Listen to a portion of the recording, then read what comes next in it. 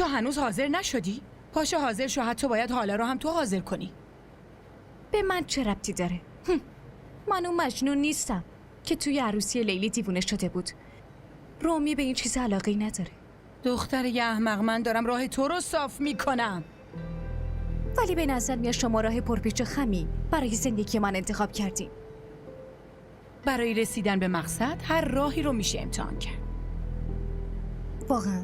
با من بحث نکن، پاشو یالا. اما از کی داره میپرسه اون نوش حاله رو نمیخوایم آرایشگاه ببریم؟ قیافه حاله اصلا با آرایشگاه رفتن میاد؟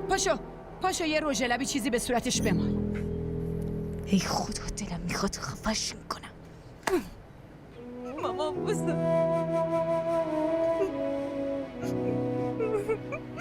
چیه دخترم؟ من نمیخوام عقد کنم، من نمیخوام ازدواج کنم، میخوام همیشه کنار شما بمونم، این عروسی رو به هم بزنیم.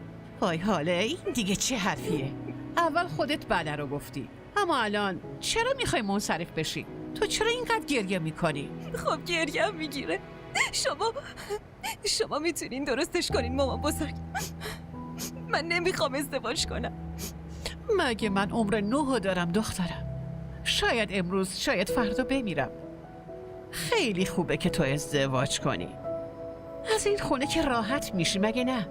صاحب خونه میشی، صاحب بچه میشی، صاحب زندگی میشی، مگه نه؟ مامان بزرگ کاری کنین من با بابام حرف بزنم. من هیچی نمیتونم، فقط میخوام یه بار باهاش حرف بزنم. لطفاً یه کاری کنین. مگه اون اونجا تلفن به دست نشسته دخترم؟ کیلومترها فاصله داریم. وقتی بین پدر و دختر فاصله شب و روز به وجود بیاد، پس رابطهشون خیلی زود سرد میشه و دخترم این فاصله به راحتی از بین نمیره و تموم نمیشه. مامان بزرگ من نمیفهمم شما چی میگی. فقط لطفاً یه کاری کنین باهاش حرف بزنم. با این خب کجاش گریه داره آخه؟ من الان با عمو تماس میگیرم.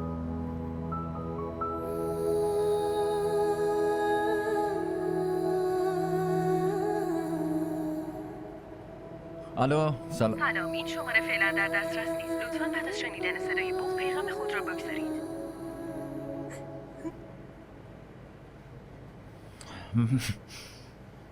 معذرت میخوام حاله، نمیتونی با هم حرف بزنی چون تلفنش در دسترس نیست. فقط میتونی براش پیغام بذاری. شاید با خانواده‌اش رفته باشه تعطیلت.